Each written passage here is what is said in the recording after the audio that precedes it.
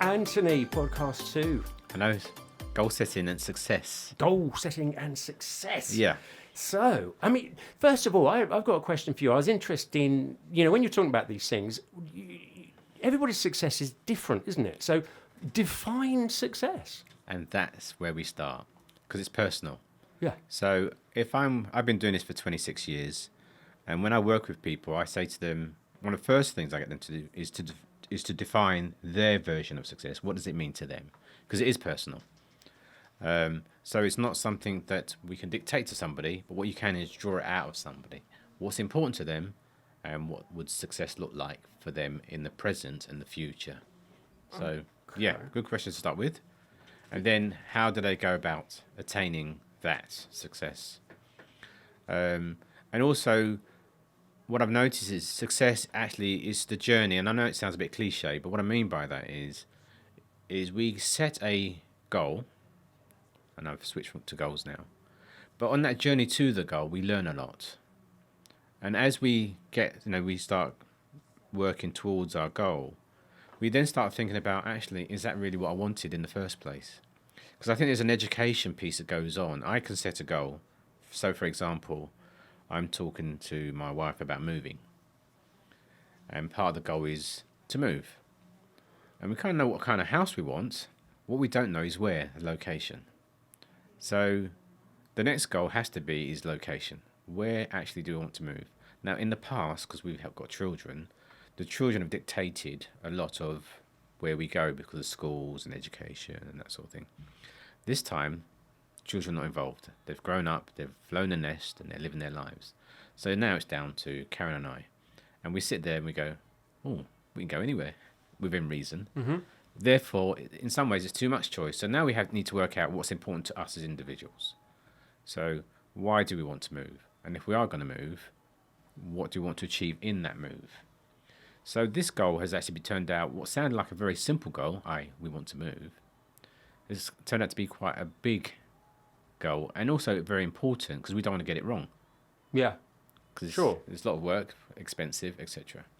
So why do we want to move? Well, because before we don't feel like we had the choice we have now. Before we had to do what was best for the girls. We've got 2 daughters. Now it's about what we want, but we've forgotten what we wanted in some ways. We've been so focused on doing what was right for them. We now have to go through this whole learning process of what's important to us as adults. Yeah. And what do we want? So we're having lots of discussions about, well, ideally, what would we like? And we're painting different scenarios. And then we're going, do we really want what we're saying we want? And if so, can we afford? Because you have the ideal, then is what we can afford. What's realistic for us?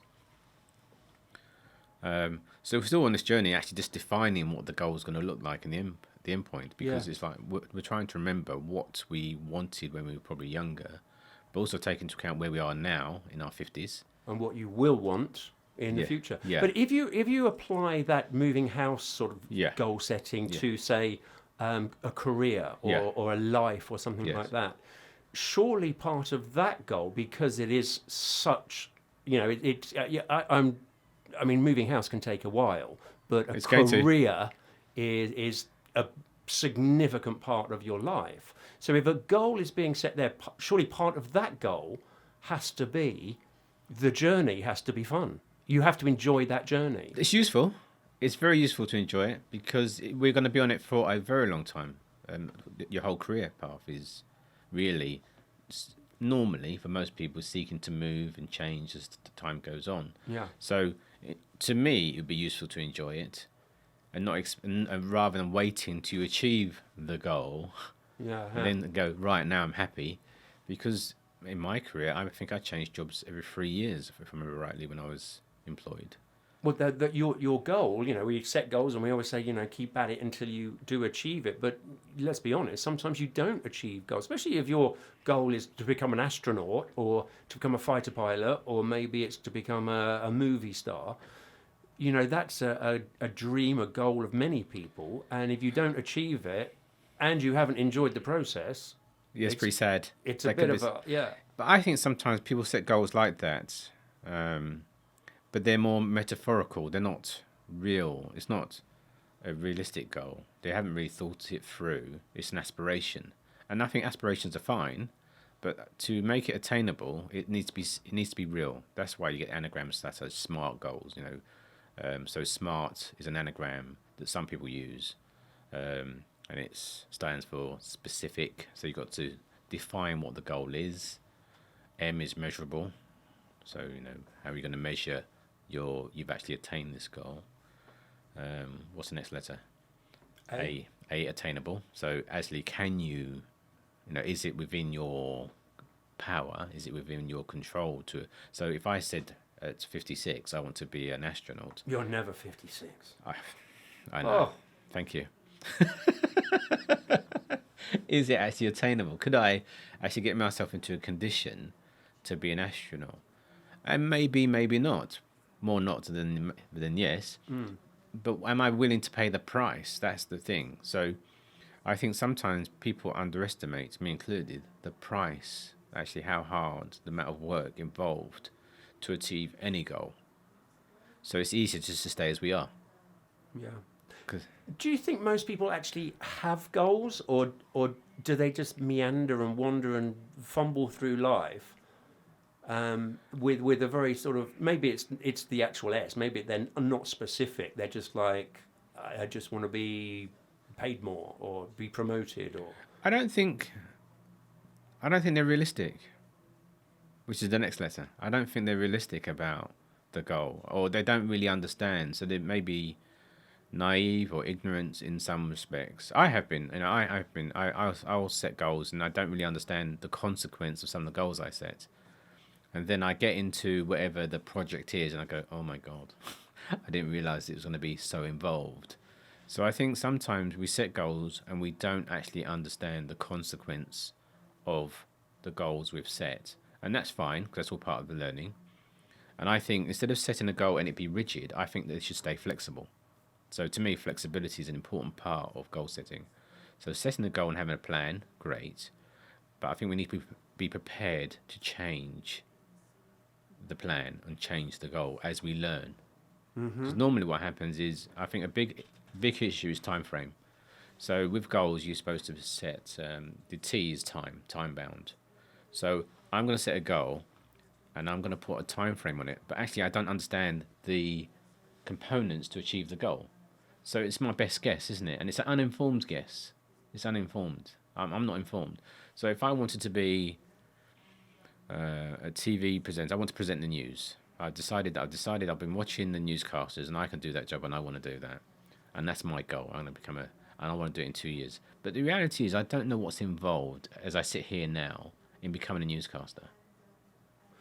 So does that mean then that before you actually set a goal, that it should be R smart, like research could be the first letter of that program, because to set the goal, you have to surely do research to have setting out. You need to know where you're going and how you're going to get there, I guess.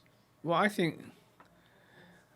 I don't know where the direction comes from. So if someone says they want to achieve something, where that direction comes from, or where I want to have, say you're going to go into a baker's and someone says, well, I want to have a chocolate cake, and another person says, I want to have a cherry slice. Where that actually comes from, as in the bias towards one or another or something else comes from, I don't know. What I do know is people choose what they want to achieve. So we then have to trust they go in the path they want to go on. And then to me, it's about supporting that goal setting process. So I normally want to say to him, okay, if that's what you want, so I want to be, I'm currently a junior manager in the company and I want to be a more senior manager. I want to become a director. And then I'll say to him, are you prepared to do what it takes to get that role? Because at the moment, we don't know what that person does. We see he or she going about the business and we imagine what they do and we imagine that they've got this wonderful pay package, etc. But we don't actually know what they do on a day-to-day basis because we're doing our own job. So there's the fantasy part of it goes, oh, I'd like the aspects that I see. But then there's what they really do. And so as we set the goal and start going to achieve it, we start learning. And so I'm normally saying to people, do you actually really want to put the work in and pay the price to achieve the goal? Is it worth it? So, and that comes down to motivation. So motivation to achieve a goal is a big part of if people do or don't succeed. Do people, and going to back to your original question that you asked, is do people set goals? I don't think they do. I think people just go through life, and then at some point they might say to themselves, oh, I'd like X. But I don't think they, I think setting goals is a skill. It's a skill. And people that achieve a lot, they are skillful at setting goals and managing their goals. They are skillful. I don't think it's by accident that they achieve what they achieve. It's about choosing the right goals as well, because if you have to be motivated to get there, then you've got to choose the right goals. And that's the skill. Yes, but I think that choosing the right goal, to use that word, is right for you. So I have to choose the right goal for me because I need to be motivated to do the work. If I choose a goal that looks good, because I saw something on Facebook or somewhere and I go, oh, I'd like to have that, but it's not me, I'm not going to achieve it because I won't be motivated. So I think motivation is a key part because it's going to be hard work. It's going to be... So how do you know what your true calling is, your true goal that you should go for amongst all the things that you do see on Facebook? Oh yeah, I'd like to be a film star, that looks great. Or I'd like to be a pop singer, it looks wonderful. Or actually, that's just a sort of whimsical, like the idea of, as opposed to your true calling, which you would find 5 years down the line, you're going to be motivated for. I think it's actually trusting how our instincts. So for me, if I'm looking at different aspects of my life and I've got a choice, so I've got my front door and I've got my diary, and my diary says I've got a couple of options I could do for the day. I can go A, B, or C, or D. Which one of those options am I really motivated to do in relationship to the goal? I don't mean the one that's going to go to a restaurant and have a nice meal or go down the pub. I mean, which of the options, work options, am I motivated to do that's going to actually get me to the goal? And I think when we set goals, and especially if you set more than one, they need to be aligned. Because goals set a direction for your activity and your energy. And so those goals need to be aligned. There's no point me having one goal that takes me to Scotland on a daily basis, but another goal that's pulling me towards Cornwall. Yeah. Yeah. Well, that's the problem as well, isn't it? Because if anybody's like me, there's a number of things Options. that I'd like to do, and sometimes if I'm honest, I kind of think I've just stuck with the easiest one. You get comfortable. Whereas there's other goals of going out to different countries, of doing all sorts of different things that, oh, that's like hard. It's not like it's hard work. It's not the hard work. It's kind of like it's scary. Yeah. Scary's part of it. So you take the non-scary goal. Well, I don't. I think that the fear part is irrelevant for me. So I do feel fear in some of the things I set myself to do, but I don't base my decision on the fear. I base my decision on the outcome. Do I want the outcome? Do I really want the outcome? The fear I'm going to feel anyway along the way. I'm going to feel discomfort along the way because I'm out of my comfort zone. Yeah. That's where the whole saying comes from. If I go into an environment... I remember talking to a young chap a couple of years ago about buying a car. Now, he's used to go out buying a Ford or a Vauxhall. So I took him to a Mercedes and a BMW dealer. He didn't want to go in there. We got to the front door and he's like, oh, I can't go in there. There's no sign saying he can't go in there, but in his head, he said, Anthony, I can't afford these. And I said, yeah, but the salesman doesn't know that. You're just another potential customer. So the only thing stopping you going into that dealership and feeling comfortable is what's in your head. Yeah. So we went in there. The salesman was very friendly, offered us drinks and that sort of thing, not as in tea and coffee. And we had a nice time looking at the cars and enjoyed ourselves. And we came out and I said, how was that? He goes, well, I'm actually surprised. It's not what I expected. But what was the barrier to even go through the door was in his head. But that was his discomfort. Now, if he wanted a BMW, let's say he wanted one, he wouldn't be able to go into the dealership with this mindset that he had because of his discomfort. That's why I'm saying the discomfort we feel, be it fear, anxiety, whatever it is irrelevant. Is the goal. Is the goal what you really want? And are you prepared to do what you have to do to get there? Okay. So we're going to have to overcome all sorts of emotions and feelings. And that to me is part of the journey. That's the part of the journey of. So that might go back to an earlier point you made. Then what is your motivation to, rather than it's not the fear stopping you, it's the motivation pushing you forward. Yeah. And where does that motivation come from? Wow. Gosh. And so I suppose for me that comes from what's important to the individual. So if I talk about myself, what's important to me is freedom and choice. So I'm always looking to work out how I can improve my life and give myself more freedom and space and choice. So that drives a lot of what I do. And then, yes, I can. So to me, I can stay in the current scenario, no problem. It's easy to do that. But if I push myself and go for a goal, a stretch, I don't see that I've got anything to lose. Because even if I fail at the goal, I still got what I've got. Well, yeah, but have you? Yeah, 100%. Well, perhaps you in your personal goals and your personal case, but if that goal was to relocate to another country and that would mean letting everything go in this country, Materially, yes. then you have got something to lose, surely. Well, I think it depends how you do it. But you can always go back. That's my view. You can always go back. The experience won't be the same because you're going back with the information of the new experience you've had. But you can always go back. So my view is I'll go for a new goal.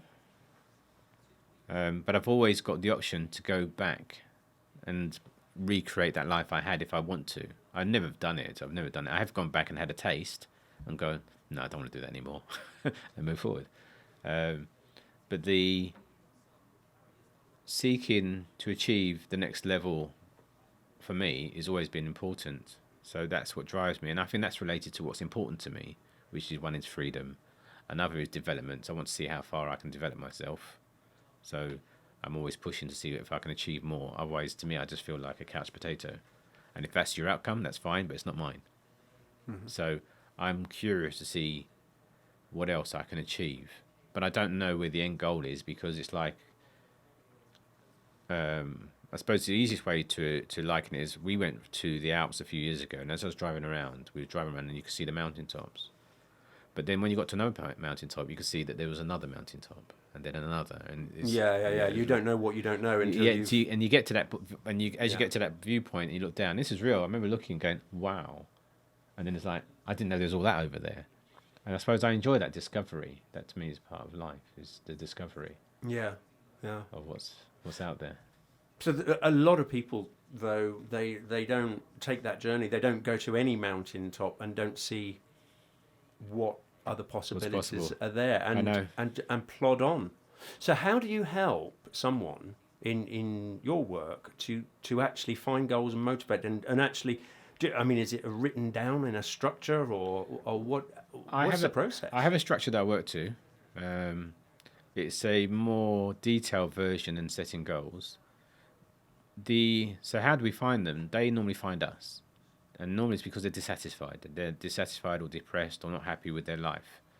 So if someone's doing something or living a life they're not happy with, they become, not happy, depressed, just frustrated, etc. Mm-hmm. So a lot of negative energy, a lot of negative emotions. And then that's a point to say to them, well, okay, ideally, if you're not happy with the current scenario, what's the desired scenario? How would you like life to be? What would you really like to achieve? And just put a wish list out there. And that's a starting point just to get them thinking different things and putting different images in their head. And once we do that, we then start saying to them, okay, out of all of those things, which one do you want to go for first? And what I'm seeking to is to guide them to do something that I see that they could actually achieve, just to get them some success and get them going. And it has to be a goal that they can achieve without the input from somebody else. And what I mean by that, if it's a goal where you need somebody else to do part of the... So, for example, if I wanted to make a film, I can't edit. I can point a camera, and I can probably stick a microphone in someone's lapel. But what I can't do is I can't edit. So if I say I want to make a film, I need to understand that I can't edit. So therefore, I'm relying on somebody else to do that part of the goal, and therefore, that's a hurdle to the success. So, Yeah. whereas if I said I want to film, I just want to film something, I'm more in control of that because I can do everything that's required. I've got the skills to achieve that goal. So I want to film something, I can do. I want to make a film, that's a bigger goal. So then I've got to think about, okay, if I can't edit, I can't do that aspect of it. How do I get somebody to, how do I get that part of the goal done?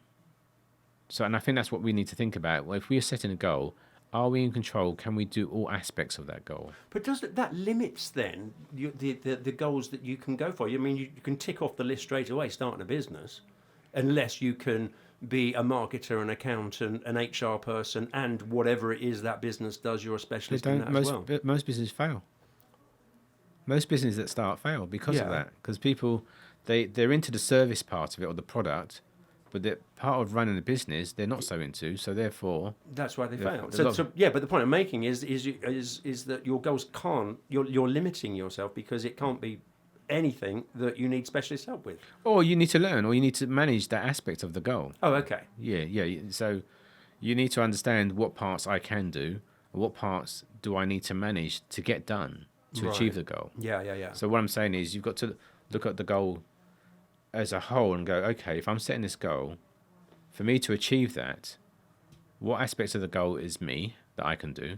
What aspects do I need support to actually, and how do I make that happen? How do I make the support part happen? Do I have to fund it? Do I have to ask for favors? Whatever. Okay. So as long as those elements are planned in, then there isn't. You're not limited to anything. Then, as long as you plan in those elements in your goal. Well, I would say there are limitations. Well, yeah, realistic. Yeah. That's the R. Yeah. But But I think the paradox with that is I don't know where the limitations are. So I wouldn't set the limitation. I would seek to achieve the goal, and then find out where I am. So, and that's where the measurements part comes in. Is like, okay, what can I do? So I wouldn't say I'm going to limit myself to a 4-minute mile run, but I'd run and see what I can do, and then go, okay, where can I get to? So I think it's about, and that's why I think the goals have to be organic and moving rather than just a static thing, because it's something that you have to work out and look at where you are with it. So know where the goal is. Okay, this is where my flag is. That's the point I'm heading for. Be prepared to move it, but also understand that I'm learning along the way how to get there, and I might have to change my route.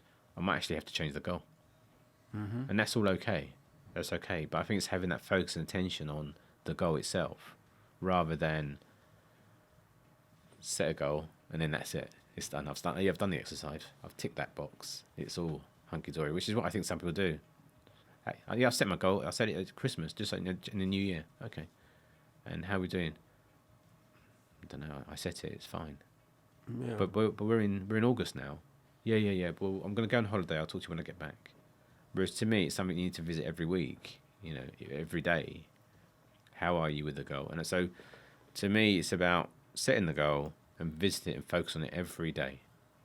What you start your day just recapping or Recap. just What, looking yeah. up? What am I doing today? What activities am I doing today that are related to that goal? If you're not doing behaviours or activity towards the goal, then you're not going to achieve it anyway. So you might as well get rid of it. It's not going to happen. Every day, I need to be doing something towards the goal. It doesn't have to be behaviour. It might be just thinking about it, planning, but it needs to be in your mind. And if it's not in your mind, you're not going to achieve it anyway.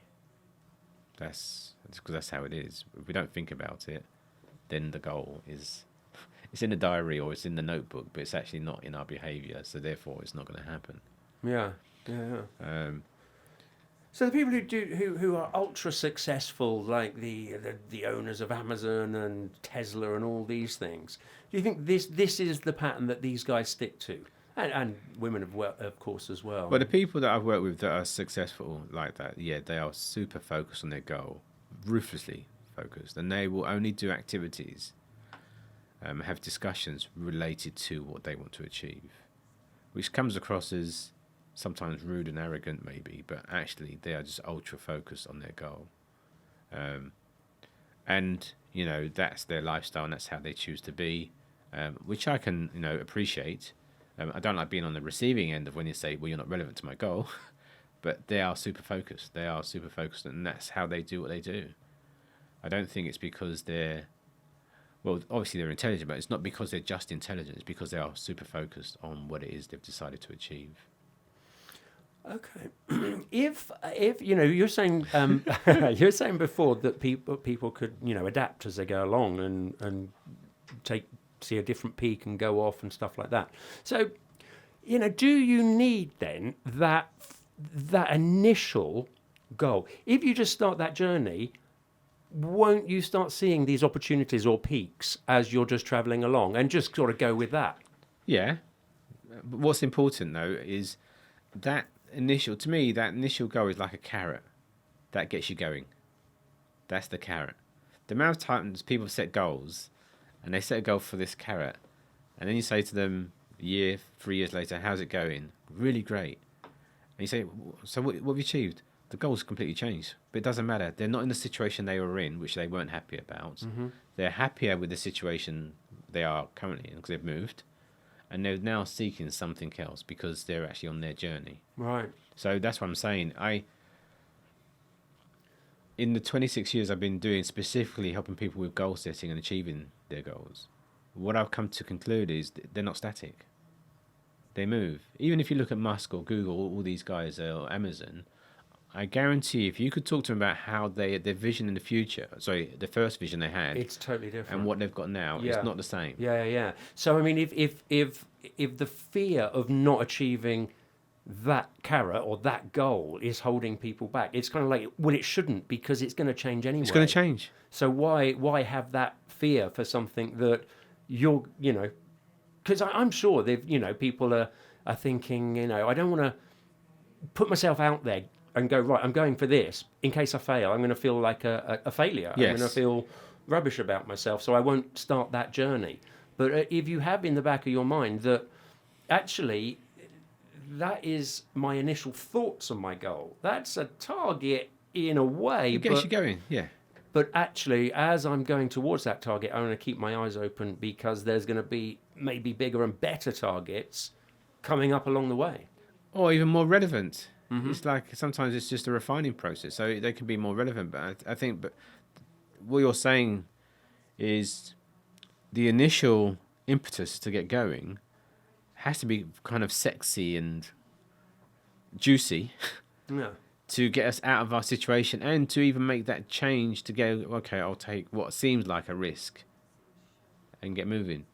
But life isn't static. What I mean by that, life is changing all the time. So my view is if I don't make the change, I'm going to be forced to anyway by life, because life throws up curveballs.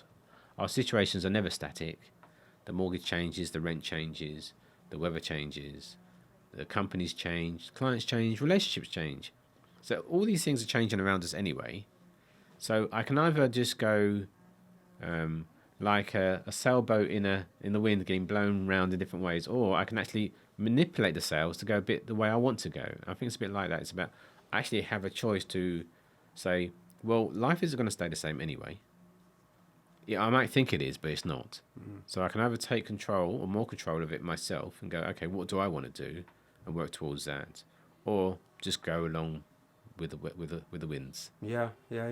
And that what interests me is that the fear that prevents people from making any sort of decisions to make goals or go anywhere, because it's comfortable perhaps where they are, although they're not happy. They're comfortable. I wouldn't say it's comfortable. I think it's lack of confidence. Yeah. I think if I've just been knocked about by life, which has happened to me in the past, I've been knocked about from one thing to another, and feeling a bit of a victim, or poor me, and my confidence is low, to then say I'm going to achieve something feels like climbing a mountain in some respects. And I think what's useful probably in those contexts is just to set a small goal. And this is where the measurable part is important, because if you measure where you are now in some shape or form, and I use spreadsheets to measure things, what I've noticed is as I achieve small goals, I feel better about myself. So I think sometimes people start too big. I want to be an astronaut, rather than can I get some space boots on, or even just go to NASA, go and visit NASA as a starting point. Yeah. So I think sometimes the goals people set are too big. I think sometimes setting a small goal will help someone build their feel-good factor, their confidence, belief in themselves, and then they can set another one. So I think that, again, it's a balancing act between setting a goal that stretches you and achieving it. But it's important to achieve it. So to achieve it, it needs to be attainable. You've got to set a goal that you can actually achieve, because that's going to build the confidence to then get over this feeling of fear of failure. Can't even say the word. Fear of failure. Okay. Which does exist. But I think if we set smaller goals that we attain and then acknowledge them, because a lot of people don't even acknowledge what they've achieved. So it's like, oh, you've passed your exams. Oh, yeah, but I haven't got into the university I want to get into. Yeah, but you've passed your A-levels. Yeah, I've done that. Yeah, but do you not remember 2 years ago you weren't even sure you could do that? So I think we're very quick to dismiss what we've done. That's what I've seen. But what we don't understand is by dismissing it, you're actually dismissing your success in the past. So having that success from the past actually will give you the boost to go for success in the future. Right. So I think it's important to acknowledge what we've achieved, look at our path, look at what we've so look at our past, look at those little milestones and go, well. So the way I look at it is, when I look back in my past, I go, well, I achieved A, B, and C, D, E, F, and G, and so forth. So if I set a goal in the future, I go, well, actually, I can't say I can't achieve it now based on what I did in the past, because I knew less then. I know more now. I'm more informed, I'm more experienced, and yet through blind ignorance and hard work, I achieved what I achieved. So how can I now say that I can't achieve in the future? Yeah. But that's you. Yes. And there's a lot of people who aren't like that. So some people perhaps feel they haven't had the opportunities. Maybe they have been unemployed for many years. Okay. Maybe they've got to a position where they don't get out of bed. They're playing video games. It's hard then to look back and look at your successes. Yeah, but even in playing video games, there are successes. I used to play video games, so I used to play Tucker touring cars on my PlayStation. Okay. And you can set the levels of difficulty to wherever you want. Okay, so you set the level easy to begin with, because when you set the level hard, I kept falling off the track. I couldn't even keep the car on, and I get bumped off by the cars. Yeah. So I set the level easy, and I got a win. And when you got a win, the old cup used to come up and revolve around, and the crowd would go. Yeah. So that's a success. That's a small goal, small success. And then you go, oh, I won that race. Let's see if I can win another race, because there's lots of races in the series, and you win another race, or whatever it is. Yeah. But I'm setting the level of difficulty in the game, aren't I? Because that's what they give you that control. Yeah. Okay, right. So I set it so I can win. Not that it's a walkover, but I can. And then I up the level of difficulty. That's success. Yeah. And I can take that and go, right, I'm going to take that image of that cup spinning around in the crowd going, whoa, because I feel really great. Yeah. Okay. Yeah. And Just move that mic back in front of you, mate. oh, okay, if I have to. Yeah, that's the way. So I'm gonna feel whoa success, and with the cup spinning around, because that is success. The feeling is still the same, even though it's in a game. It's like a simulator, isn't it? The game is like a simulator. I'm playing this game. I'm going, yeah, I won in my own little world, and I can take that feeling, because that is a bit of success, and go, right, okay, I'm going to try, and I'm going to up the level of difficulty and see how I do, and practice and practice and practice and win. So that's the video game. And then I take that process of winning, of succeeding, and go, right, okay, where else do I want to apply that to? Now, I might go, I want to get a job. Right, okay, what job do you want to get? Astronaut. Thank you, Brian. Okay, so I want to get a job as an astronaut. So here I am in England, and I want to get a job as an astronaut. Not making it easy for yourself. No, not many opportunities. But let's just go with this, okay? So there's not many opportunities to be an astronaut in England. So, but that actually raises an interesting point. Is that, am I prepared to do what it takes to become an astronaut? As in, I might have to relocate to America. So here I am, unemployed in my bed in England, and I've decided I want to be an astronaut. And I go, oh, there's not many opportunities here, so I've got to relocate to America, maybe, to up my chances. So maybe the first goal should be to relocate to America, not an astronaut. And that's what I mean by the goals have to be moving. You see, I might have to go, Yep. well, instead of saying I'm going to be an astronaut, maybe I need to get myself to a location where there's more probability of becoming an astronaut. I don't think there's a lot of cool astronauts in the UK. No. No. But I think maybe in America, or is it France or Europe somewhere where they have astronauts? So I need to sort of think, I need to do some research, going back to the R that you mentioned, find out where there are opportunities for astronauts, and then sort of think, okay, how do I get myself there?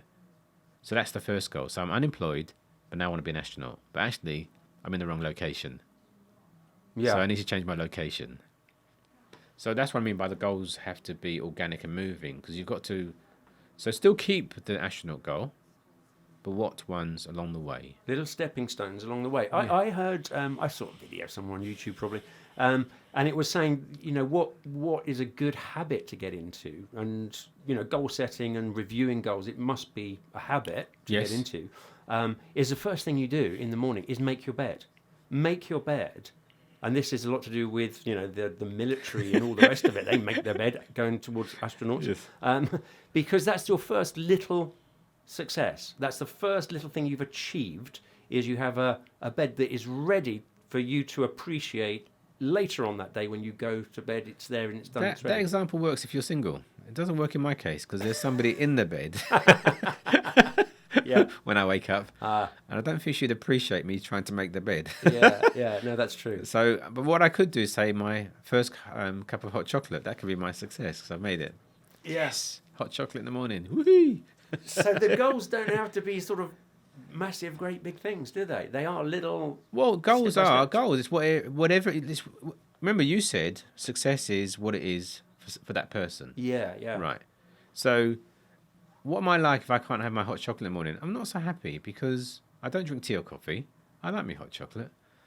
So it might seem like a little thing to somebody else, but to me, it's actually a big thing because that's my bit of comfort. So, to me, part of my life is about having a hot chocolate every now and again. And first thing in the morning is one of those places. Right. Okay. Yeah, I imagine a lot of people wouldn't see that as achieving a goal, but I mean it is. Well, but- it's relative though, isn't it? If Yeah. I was homeless and I haven't got a kitchen and I haven't got a Okay. bathroom, it's all relative to your situation. So I think that's probably an aspect of what we do is we mustn't judge the goal. The goal is relevant to the person. So I never judge a goal. If someone says they want to achieve X, I go, okay, I'll work with them on whatever they say, because I don't know their life and their past at that point. So we do have to start somewhere, and then start saying, okay, if that's what you want to achieve, let's start working with that. But I wouldn't judge the goal. I just go with what they say and work out for them, is it important? Are they going to do what it takes, make the sacrifices or the changes in their life to achieve their goal? Do you think most of us do have dreams and goals, but actually they are just whimsical little fantasy sort of things? Well, it's interesting you should ask me that, Brian. Well, that's why I asked it. Tell me about your yacht. Well, Yeah, come on, tell us about your yacht. well, I quite fancy getting a yacht, Right. And spending. Like a big multi-million pound. No. I'm talking about sort of like a 50-foot Bravera or something. Okay. Depending on how new it is and all Right. the rest of it, it's probably anything from 50,000 to Okay. to 500,000, depending on what you want to spend. Right. But so somewhere to go in the winters. I'm getting a little bit older. No, I don't look it. But do you know? I don't like the cold. I don't like the cold. Oh, okay. That is one of those things that just slows me down sometimes. Right. So if I was working with you on that particular goal, Right. I go, okay, so you want a yacht, okay, and let's make it attainable. So we'll start with a smaller yacht because you can always trade up. Okay, so we'll start with the 50-foot yacht, but not the 500,000 at Sure. the start of the Yeah, lower yeah, price yeah. point. It can get bigger when you actually go to buy it, but at this point, let's start at 75,000, 50,000 to 75,000 yachts. Okay. Okay. Is that achievable? Yes. Are you prepared to do what it takes to get it? That I don't know. So let's have a look at it. So you want to get a yacht. What's the current situation? regarding getting a yacht? Well, financially bleak. Right. Okay. So you haven't got the money. No. Right. Okay. Could you make the money? Yes. You could. You can make £50,000. There's no way you can't. Okay. So, are you prepared? And I'm saying that because I know a bit about Brian. So, are you prepared to do what it takes though to make that additional 50,000? And that's the question. And over what period of time? Can you make it in 5 minutes? Probably not so easy. Could you make it over a number of years? Definitely you can. So then the case is, what's the current scenario? So I'm not talking about Brian now. I'm talking about Bob. If Bob wants a £50,000 yacht, but Bob has £100,000 worth of debt, for example, so he's got 100k, so he's upside down by 100k. I would say to him, actually, the goal needs to be to clear the 100 grand. Then that's why I'd be working with him to say, you or her, you can achieve the goal, but there's a goal we need to before that to achieve the yacht. And that's where I'm saying, and that's why I'm trying to say to people that when they're looking at their goals, they need to be prepared to change and move them around. Not to let go of the yacht, but to say, okay, I need to get myself in a position where I can finance the yacht maybe, or where I can get the money together for the yacht. Or an idea that will fund the yacht and do the work that it's going to take to do that. So if I said to you, how often do you think about ways of making the yacht real? Your answer would be, Whenever I speak to you, really. right. So it's not very often. No. Right. Yeah, if you thought about it every day, your behaviours would change and you would become more focused on making the yacht or making it happen. So now to get the juices going, what I normally say to someone, if you really want a yacht, go and actually spend some time on a yacht. See if it's really what you want. Don't, because to spend all the time and energy invested in something, an idea, but not actually go and experience it, it doesn't, that's a risk. Because you could get there and go, actually, I'm not sure I actually wanted this. Yeah, sure. But also, by spending time looking at yachts, going shopping, go to the boat show, go wherever you go in the yachts, that will test to see if you get motivated. Because if you get motivated, you want it. If you don't get motivated, you don't really want it. It's just an idea. So you're saying what's a whimsical idea and what's real. I think it's the one that really motivates us. Yeah, there are people that just seem to me to have no motivation to do anything. No, they do. Well, okay. Well, they're motivated to do nothing. Make a cup of hot chocolate, perhaps. Oi. But actually, when it's going out and achieving something, I'm just thinking of some people in my family who again, I know I've just said everybody's different and everybody's scales are different, but the motivation seems to be zero to do anything. Yeah, but the reality is we don't know what's going on inside them, do we? So I remember working with a woman years ago, and she lived at home, and her goal was to leave home and have her own flat. And I worked with her for 6 months, and there was no change. And if I'm honest, I wrote her off. In my head, I was going, well, this is a waste of time. And I stopped working with her. I just, because I just couldn't see, I couldn't see any movement. I felt like the sessions were a waste of time. And I wrote her off. I shouldn't have done, but I did. I went, it's not going to happen. Because there was always an excuse, always an excuse, always an excuse. A couple of years later, I got a letter from her new address. Oh, okay. Telling me that the time I spent with wasn't wasted. But what I didn't understand is how scared she was. So what seemed like a simple thing I'd set her task to do, which seemed like a simple task, for her was a very big deal. She was terrified, she told me. But she says she's grateful because she actually is in her new place and she's over the moon. But she taught me a good lesson by sending me that letter, is don't write people off. Mm-hmm. Because we don't know which ones are going to do it. We don't know. It's like if you've got a team of people on the playing field, you don't know which ones are going to score. You kind of think it's going to be the striker, but you never know. It could be anybody. So I've learned not to write people off. I've learned to actually...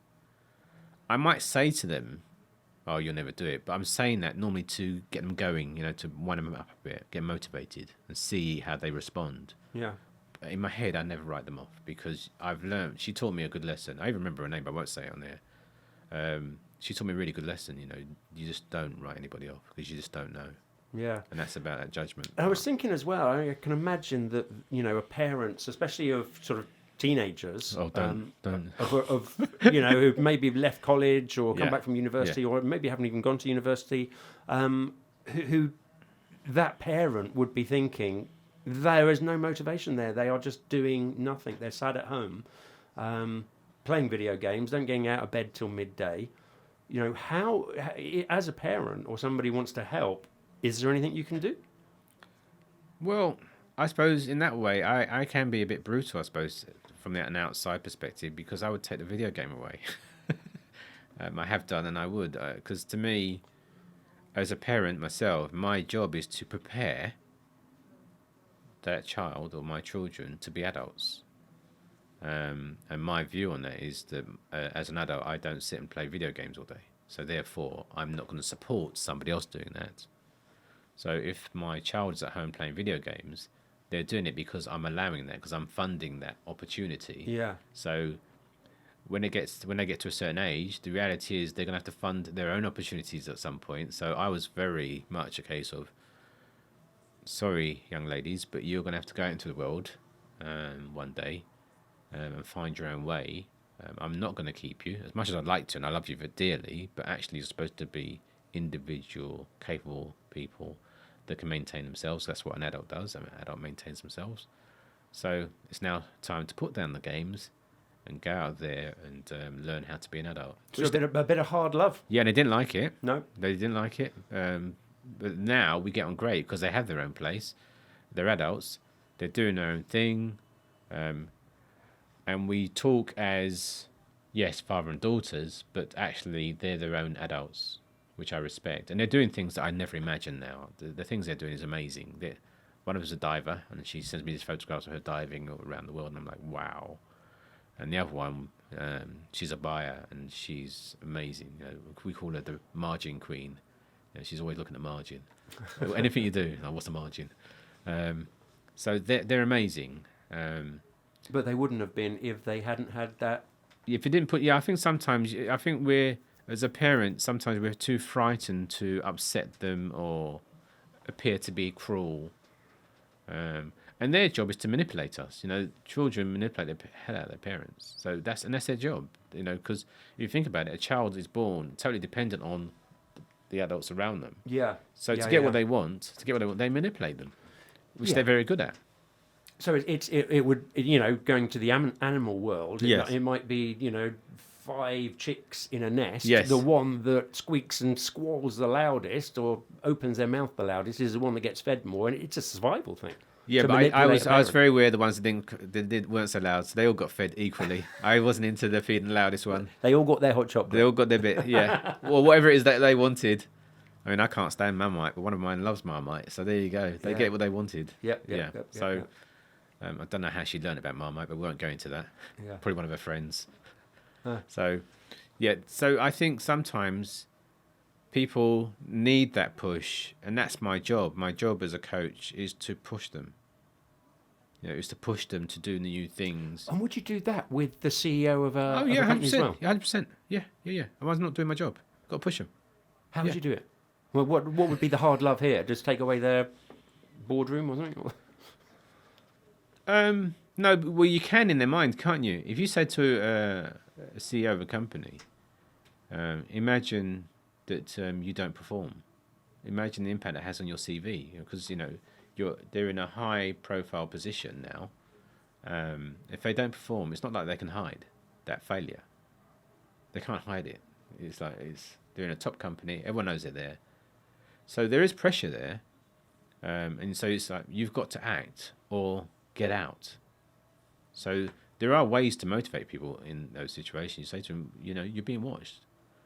There might be a king in their boardroom, but they're not the king from outside because they're just being observed and watched. And people are judging their performance. And if they want to retire next, that's fine. But if they don't, if they want to carry on, or if they're concerned about their legacy or their name, if they care about any of that stuff, then I would use all those levers to push them. Yeah. Because that's my job. If someone engages me to coach them, then the contract is I will do what it takes to motivate them legally. Yeah. Within reason. to get motivated. That's my job. Yeah, yeah, yeah.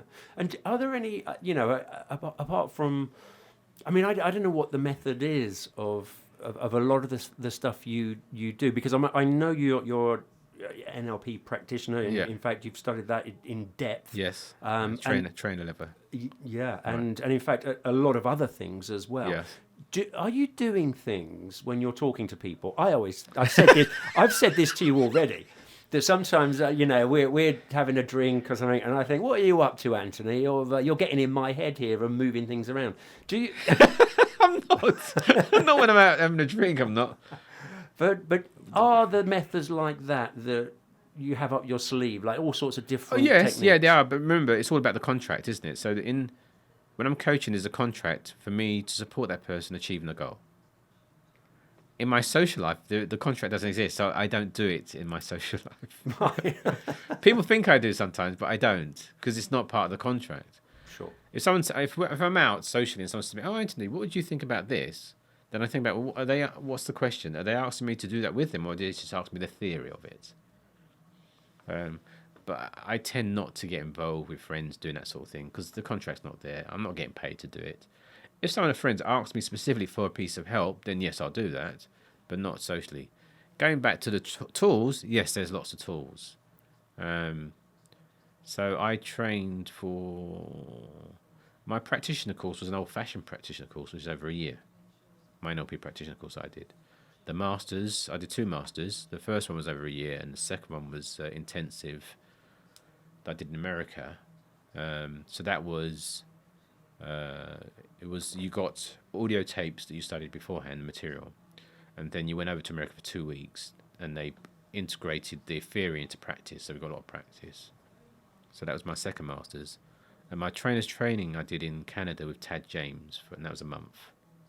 And so that gave me the skills, if you like, and the ability to run the business came from my previous life as a project manager in construction. So I already understood about P&L and costs and that sort of thing. So I understood that. And I'd say to anybody getting a business, the third thing you need is a decent bookkeeper and accountant, because without that you don't get it, and they're worth their money in gold. Yeah. I've had the same one for 26 years. So that gave me the skills, and then we did other courses along the way over the years. You attend other courses, just keep yourself fresh, and you might hear about something, and you add that to the toolbox. And I suppose I started for myself to see what I could do, and then I thought, well, this is so good, I should share it with other people. So I was a manager, I was a project manager. I had no training on how to motivate people. So imagine a project manager achieves their goals through people. Yeah, okay. But I had no psychology training, no training on how to understand people. I got technical training, health and safety, law, contracts, electrical, plumbing, mechanical training, all that sort of training I got. So I got all the sort of technical training. What I never got was soft skills, how to understand people, train people, coach them, manipulate, influence, whatever you want to call it. I got none of that. So when I got into this behavioral psychology stuff, the cognitive stuff, I was like, wow. And I started to use it at work, and my projects became a dream. Because it's like all of a sudden, I realized that everybody wasn't like me. Because I thought everyone was either like me or wrong. that was it. If you were wrong, you're out. I will get rid of him. I don't want him anymore. He's not like me. But when I understood that people were different and was able to communicate with them appropriately for them, my life became so much easier. And my project became more successful. So I remember going to the big boss, and I was saying to him, we should be taught as project managers psychology. Just psychology for managers. And he just said, no, just dashed it away. And so I resigned shortly after. Okay. Because I decided that managers needed to understand psychology. And that's kind of what started this journey. Yeah. That's how it started. Because I wanted managers to understand psychology. Because I realized that without people and understanding people, a manager can't achieve their goals. Some managers are just natural. Some managers are good with people, and some are not. And I'll say I was probably one of the in-betweens. Sure. You know, I get on with people generally. How many times have you worked with somebody who you said earlier on that you don't judge? Yeah. But if you must have worked with some people who you just think, that's bonkers. That is just proper mad. No, I don't, because I just go, that's interesting. Yeah. No, I don't. No. You never had that? No, I just go, it's interesting. Okay. Because I go, wow, that's different. Because we all have different outlooks on life. So I just find it fascinating. It's like, wow, okay. If that's the case, how's that going to work? If they're setting a goal and their world's very different to my world, I'm curious to find out how they're going to achieve that also. So I become interested in that journey. It's like, okay, how are they going to do that? Even if do you always think how they're going to do it? Yeah. Even if you're looking at it thinking this is just Yeah, because it's all new. Because a lot of the goals I don't know how to do myself. okay. So I'm taking them through a process. I'm not mentoring them. I'm coaching them.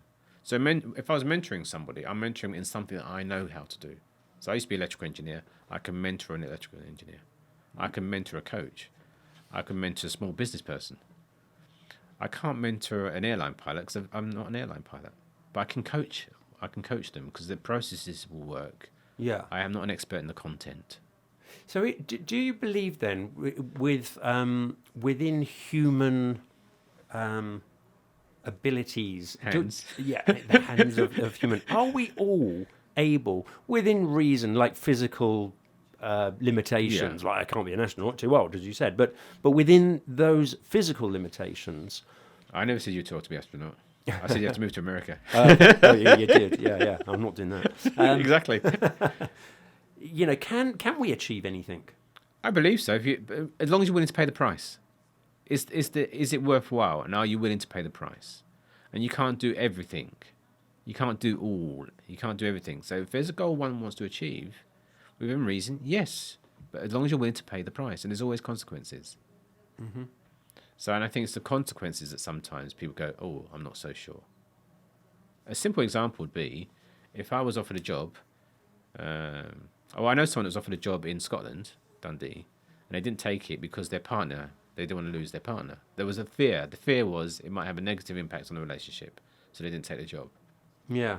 Now, and that's a choice. So they could have gone for the goal, but they chose not to because of the consequences. And that's what I mean by the consequences. Sometimes we will, and sometimes we won't, depending on the consequences. Now, it doesn't mean they won't achieve the goal, but they might achieve it somewhere else. But the location of where they could achieve it at that point in time didn't suit them. Yeah. But I think that still helps because then they chose not to go for it rather than they couldn't. As in, the opportunity was presented. And it's different. If someone says to you, would you like a drink? You go, If they don't offer, that's very different. If you don't get the offer, it's a very different thing. I think having the offer, the real opportunity, is very different to not having the opportunity. Because then I'm choosing not to have it rather than I'm not even getting the opportunity. Yeah. It's like, so if I get an opportunity, I choose not to go. So, Anthony, we're going to cinema to see a film, and I choose not to go. That's different. That's a completely different feeling to a group of people going to the cinema and me hearing about it and go, I wasn't invited. I see. Yep. Makes I sense. wasn't invited. Yeah. Oh, well, why didn't they invite me then? Is it because I've got no hair? Is it because I'm bald? You can go to this negative self-talk. Well, if I choose not to go, that's a completely different experience because I'm in power and go, well, actually, I don't fancy it. Yeah. And I think it's the same with goals. If I choose not to achieve a goal, which is what I'm doing if I say I don't want to travel to a certain location, that's different to failure. Because I'm going, well, actually, I don't want to achieve the goal that way. I will seek to achieve it another way. Okay. So this, again, goes back to what I'm saying about keeping flexible. It's like being prepared, and then you go, well, actually, it wasn't worth it. As in the price I'd have to pay to achieve that goal, it's not worth it. So maybe I'll re-look at the goal and go, okay, I want to achieve a goal, but I don't want to travel. Okay, so what can you achieve that doesn't involve travel? That's what I mean by just re-look at what the goal is, or not travel so far. Yeah. So maybe this person who had this opportunity in Dundee, Yeah. maybe we could get to go up to Manchester or something. Possibly. Yeah, and that might work for them. Yeah, That might it work for might, them. it might. Might work for them. Yeah. And then there might be a case of looking at, is that goal, when they're setting that goal, maybe they should be setting the goal with the other person in as well. So I'm setting this goal. I want to achieve this. Are you on board and what are you prepared to do? So if I'm setting a goal, I'll talk to my partner, Karen, my wife, and I say, I'm thinking of doing X, Y, and Z. What do you think? And she'll put her part onto that goal. And most of the time, she's totally 100% supportive. Now and again, she'll make a comment and I go, that's not going to work. Okay. Yeah. Yeah. Because I know I'm not prepared to achieve a goal at the price of my marriage. So therefore, the goal and the marriage have to be aligned for me. That's just how I do it. That's how I do it. I'm sure it's the same for a lot of people. Yeah, that's how I isn't do it? it. So it has to be aligned. And that's about taking the consequences on board and the people around. And does it work for not just me, but all the people around? And that is something that I do actually include when I'm coaching somebody. I say, okay, you said you want to achieve X. Does it make sense for the important people that you have around you? You know, the important family members or friends. Does it make sense? Are you prepared to take those that are going to go with you? And the ones that are not going to go with you, are you prepared to lose them? Yeah. Yeah. Uh, So, just change the subject slightly. Then. Oh, okay. With everything that you've been saying here, it seems like it's kind of a just an intellectual thing in a way to think. Right, there's a structure, little goals at the start with. Make a little, or something that. What do you mean? Why are you looking confused with that? Well, because intellectual means it's just in my head, but this is real. Okay, but to start with, the planning is an Yes. intellectual process, is it not? No, because The actual planning starts in your head, surely. It starts in my head, but I write it down. Okay. I have a spreadsheet. I have a folder on my computer, and I have documents. Yeah. Okay. All right. So, but it starts in your head. So Yeah. it's a process. Okay, go on then. I'll go with what you say. Go on. I'm going to go with you. Yeah, all right, good. Good. Glad I was worried for a bit. I know. So, what's to stop? Somebody like listening to this might be thinking, oh, that's great advice. Little steps to start with, be able to adapt along the way, and that's going to, get the motivation for stuff they want to do, all those things that you've been talking Yeah. about. Why would they actually need to have you there to tell them that? If I was sort of say, right, I want to get your services, Anthony, can you, let's build that contract. But actually, because sometimes I kind of know the answer in my world. Yeah. Sometimes I put a video out that shows how to do this, how to interview, how to whatever on TV or radio. Yeah. And, people go, well, I've got it now. Why do I need you? Yeah. So, I know that there's lots and lots of things that they need to be in front of me. But is it the same with you? Is it fine-tuning there or something? No, it's not fine. I do get that. I do get some people that they don't need me, and I say, fine. Have you achieved the goal? No. Then maybe you do. Right. Because with me, you will achieve a goal. The current scenario is you've been maybe working at it and you haven't achieved it. So if you want to achieve it, let's do it. Yeah, but okay. So I want to achieve my goal. I've just listened to your podcast. Yes. And you've given me all that information. Yes. Now I'm set. No, I don't need you anymore because you've told me how to do it. Well, get on with it. But yes, but I think that's a bit like saying I've read, to use your analogy, the manual on flying a 747. Now go and fly it. Okay. Yeah, that's my analogy. You can't have it. I remembered though. Yeah. So, I've watched a YouTube video on how to drive, so I can go out and drive a car. I've never driven one, but I've watched the YouTube video, so I can now go and drive. Good luck with that. Yeah. No, you need an instructor sitting next to you who has the controls as well, the brake and the accelerator, to help you familiarise yourself with the new behaviours. Because new behaviours, isn't it? This all comes down to new behaviours. If I'm going to drive, there's going to be new behaviours. And the instructor's job is to help you form these new behaviours and get practice so you have the confidence to do the appropriate behaviours. Well, a coach is doing the same thing, is helping you reinforce new behaviours. That's why look at sports people. They have coaches. They're doing the running, they know how to run, but the coach is observing them, giving them feedback, and appropriate feedback to help them improve their performance. Same with football teams, rugby teams, all sorts of teams. They all have coaches. What does the coach do? It's helping them perfect how they're running or how they're moving, their behaviour, to get a better performance. Because the coach is an observer with a view from the outside to go, well, actually, I can see there's something you're doing that actually probably isn't helping you achieve a goal. Whereas I'm in myself, I can't see that. Yeah.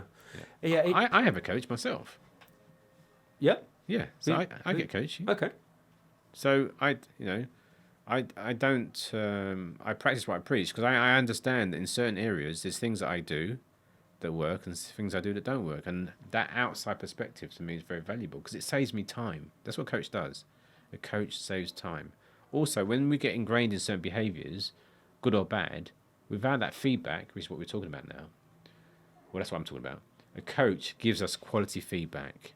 That's what I expect from a coach. It's the feedback, because the feedback's a bit invaluable for me because that's going to help me move on and actually achieve my goal, and which is going to help me create the success that I want. So yeah, lots of people say, "Oh, I don't need a coach," and I say, "Fine." I'm not worried about the lots of people that say I don't. I'm interested in the people that say they do or they're interested. That's the ones that I'm interested in. I'm not concerned about the people that say they don't. So they watch the podcast or listen to it and they go, "Got it now, I'm going to go and do it." Great. And if they do, I'm really happy for them. I've achieved my goal because that's partly why I'm doing this. If they don't and need more support, then contact us because I want to help them achieve their goals. That's what I'm about. Yeah. But I'm not saying I'm here to coach everybody because I actually haven't got the time. So I don't need to and don't want to. I'm not even trying to coach everybody directly. Yeah. This is indirect, and that's fine. I'm happy to do that. So if someone can take this and run with it and achieve their goals and be more successful, yippee! Please feed it back to us and let us know because I'd love to hear the stories. Yeah. Yeah. Yeah, because I think that's fantastic. Yeah, and actually, while we're saying that, anybody watching this on YouTube, any questions? We didn't mention this last time. Just pop them below. Oh, we and can you like it, please? Yeah, like it, subscribe, all that stuff, all that malarkey. Oh, we're right down with it, aren't we? I'm learning. Yeah. No, but we because we obviously do look at comments and stuff on YouTube, Right. and we'll answer any questions for the future podcasts that we do. Yeah. And what future podcasts are we doing? Have we decided yet? Well, I was interested in, because I've been on a journey, because I got some nice feedback from the first one we did. Okay. And then I looked at when I got this whole notion of wanting to get involved with social media, etc.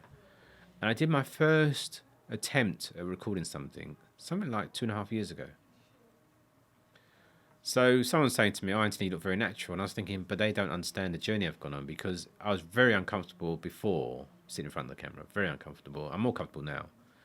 But before I was very uncomfortable. So I've gone through a journey just to get to the point where I can sit in front of a camera and have a conversation.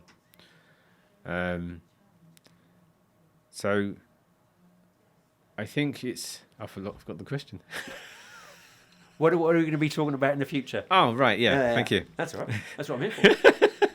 See the importance of a coach. And then I was thinking about, okay, so I've been on this journey, but people can't see that. They don't see the 2.5 years. They just see in the video and going, "Wow, really well done, blah, blah, blah," and give them some feedback. Yeah. And I'm saying, yeah, but actually it's been a 2.5 year journey just to get to this point. And I've achieved a goal in doing a podcast because that's what was a goal. And then it's like that got to the mountaintop. It's like, oh, right, where do we go now? There's what you're saying. And overcoming camera shyness is something I was interested in because I've actually gone on that journey. In that I would say, I've called it camera shyness. I don't know what you'd call it. I haven't got a name, but I would say I was camera shy. I didn't want to see myself. I wanted to make the film, but I was uncomfortable about making the film and seeing myself on TV, on a TV screen. It's just strange, or hearing my voice on a TV screen. And I had a whole load of discomfort around that. So, because I am human. People forget that I'm human. They think, oh, he's a coach, he's not human. But actually, I am human. Really? Yeah. Okay. If you cut me, I bleed. Yeah, isn't your blood green? Anyway, so I've gone on this journey and I was thinking, yeah, so I would like to do one on the camera shyness because it's relevant to what you guys do. Mm-hmm. But I've used some of the techniques that I teach and practice to overcome that to get me to this point. And without those, I would not have got here. It wouldn't have happened. Okay. Yeah, it wouldn't have happened. Brilliant. Yeah. All right. So yeah, anybody watching this, if you want Anthony and myself to talk about anything in particular, please let us know. Just let us know. Pop it in the doodah below. The doodah. All the technical box. Box. Is it box? Comments, I think. Comments. The section below or whatever. Yeah. Comments and links and all of that. So great. Nice talking to you again, Anthony. Pleasure. Thank you, Brian. Brian. And I'll look forward to the next one. Okay. Cheers, bye. mate.